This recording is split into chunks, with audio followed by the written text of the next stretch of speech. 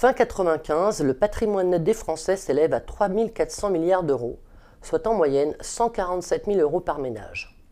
20 ans plus tard, il atteint 10 300 milliards, soit environ 352 000 euros par foyer.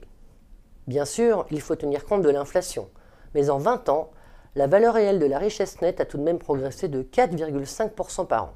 C'est 2,5 fois plus rapide que le pouvoir d'achat qui lui n'a gagné que 1,8%. In fine, leur patrimoine correspond aujourd'hui à plus de 6 années de revenus disponibles nets.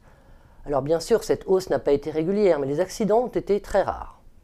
Le gros de l'enrichissement se concentre entre 1995 et 2007, avec un bond annuel de quasiment 9%. Et c'est la hausse de l'immobilier qui est au cœur de cette flambée, le logement étant l'enfant chéri de leur patrimoine. Mais si l'immobilier donne la tendance de fond, les actifs financiers impulsent les changements de rythme. Quand la bourse monte, la courbe de hausse est amplifiée. Mais pas de vrai drame quand le CAC est à la baisse. L'éclatement de la bulle Internet en 2000 n'a fait qu'adoucir la pente pendant 2 petites années. Et de 2003, c'est reparti, le rythme s'accélère à nouveau. Les ménages consacrent alors une part encore plus importante de leurs revenus à leur épargne financière pour préparer leur retraite. Mais avec 2008 survient la pire récession de l'après-guerre. Et que se passe-t-il? Eh bien rien, ou presque. Le patrimoine net est à peine écorné. Il perd 5% de sa valeur entre 2007 et 2009, alors qu'il en avait gagné 175% pendant les 12 années précédentes. Et oui, c'est encore l'exceptionnelle résistance des prix immobiliers qui a joué. Même cause, mêmes effets. Lorsque les bourses chutent, la baisse des taux oxygène le marché de l'immobilier. À quoi il faut ajouter l'impact de la fameuse loi TEPA qui a facilité les transmissions de patrimoine avec une fiscalité très light.